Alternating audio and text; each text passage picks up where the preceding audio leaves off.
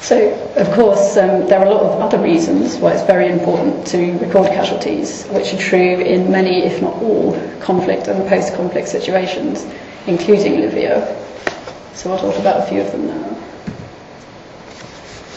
The first reason is that all people, irrespective of their combat status, should be recorded is because public recognition and memorial of the dead is something that we do in all societies. It's honour that we extend to all our dead.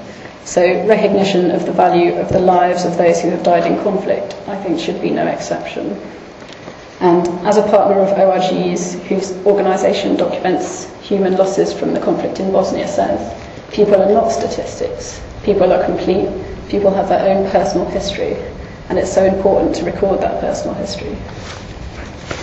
And through this, you can humanise the victims of war, which is often so lost in dry statistics and estimates about how many thousands of people who have died. We might forget that they're really real people with families. The next reason why is casualty recording is very important socially and politically for conflict and post-conflict societies. Firstly, without these kind of informations, the full cost, the human cost of war cannot be known. We need to remember who these victims are and know who they are in order to do that. For any kind of, I think, post-conflict truth and reconciliation process, you need some kind of truths based on facts, obviously. And these kind of records on who exactly has died, who are they, can help establish a common truth, which is based on facts and not on contested things and denials. And as again our partner from Bosnia says, it's very difficult to dismiss this kind of data. If people want to say to him, no, there were 200,000 people died, he says, you have to bring your list of names, where is the information on this? So it's very hard now for anybody to say in Bosnia anything other than the records that he has made. And you don't hear figures which you heard during the wars of the 90s of 200,000 people have died, because it's just not particularly credible to say this anymore. So I think that's very important. Another reason for truth, recognition and reconciliation is that families need recognition for their loss. This is very important for people and communities to rebuild. And of course, transparent records, which are open to scrutiny in corrections, can make a basis for consensus and openness, a way to build this common truth. And transparent casualty records are a very important part of that. The Research and Documentation Centre of Sarajevo, which is this Bosnian organisation, does presentations around Bosnia called Is Anybody Missing?, where they come with their database to different villages, make a public presentation and ask people, is this right, is this wrong, is your son, is your mother on this list? And this gets a very positive response from the communities, very collaborative, especially from families, because in fact people generally want their relatives to be on this list. They want some acknowledgement that people know that they've died. And the people doing this research who I've talked to have said to me, they're worried that it is painful to bring up these things, to do this research, but in fact people are very happy to tell you, yes, this family member died, because the recognition is so important. Nobody has asked me for 15 years.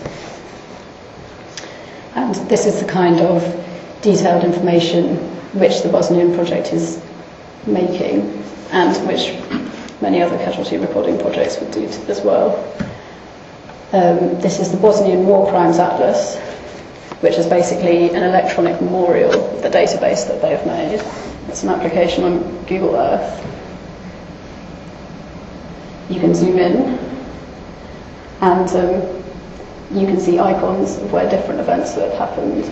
So say people have died here, there's been destruction of a religious building. And you can click on these and you can see exactly what's happened. And you can see exactly whose lives were lost there. And it's a very powerful thing. The next reason why casualty recording is very important is justice. We've mentioned international prosecutions already, but of course for individual people to have justice through the courts, you need to know exactly who they are. And also for things such as reparations and compensation, it's impossible to do this obviously without detailed records of who exactly has died. Another really important reason why detailed casualty records of individuals is so important is the intensely political and contested nature of casualty estimates, which can be detrimental in a conflict situation in various ways. I'll give 2 examples. One, just to stick with Bosnia, after World War II, the question of which communities caused casualties to which other communities, what were the numbers, who did which atrocities, was extremely contentious and suppressed by Tito. It re-emerged in the 1990s, pre, during and after the wars, in a swirl of misinformation, exaggeration and inflammatory claims, which is obviously perfect for fueling conflict. Another example of a detrimental politicisation can be seen in the debates over casualty figures in Iraq, and I mean debates in this country and other countries intervening in Iraq about how many people have been killed there. So there's various estimates of the number of casualties in Iraq. For example, the Iraq Body Count Project, which I've already mentioned, which at the moment tallies around 100,000 deaths since 2003. There were 2 surveys in 2004, the Iraq Living Conditions Survey and a first survey in the Lancet. The Iraq Living Conditions Survey gave a figure of, I think it was around 40,000, and the Lancet around 100,000. In 2006, the Iraq Family Health Survey and the second Lancet survey. The first of these surveys gave a figure of around 150,000, and the second Lancet survey, 600,000.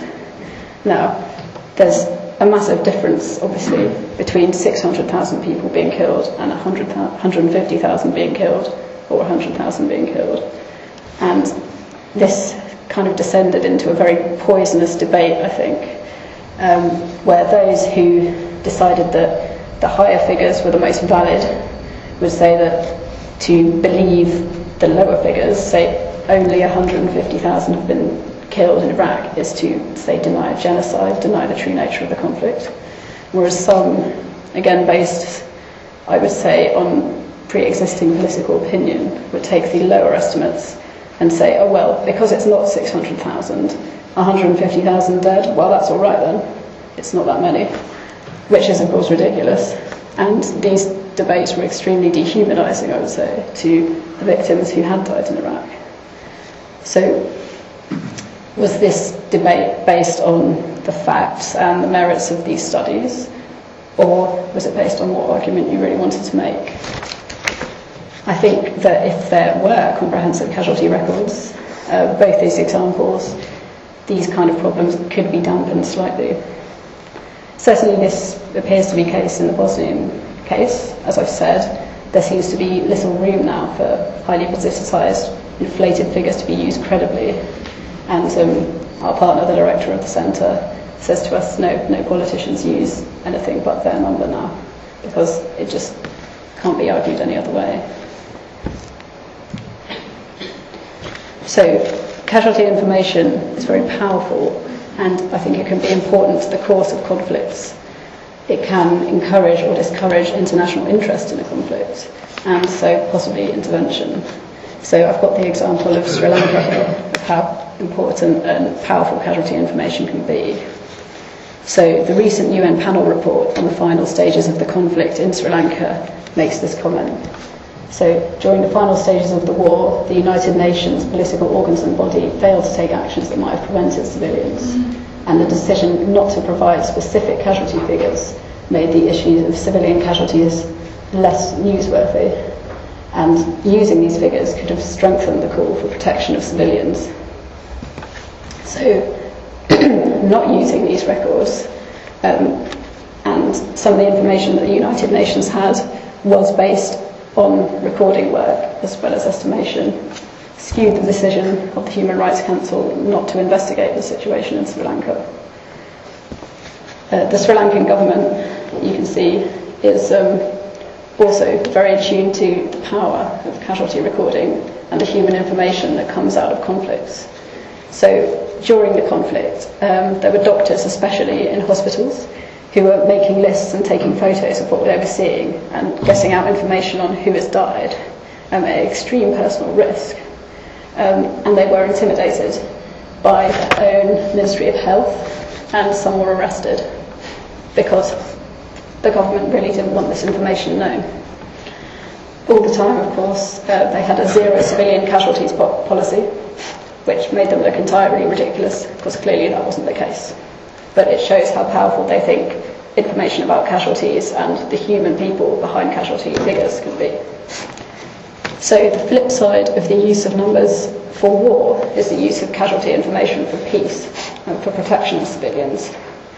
And I think with solid human detailed information, there's a little less room for manoeuvre and manipulation. That's the argument I'm making.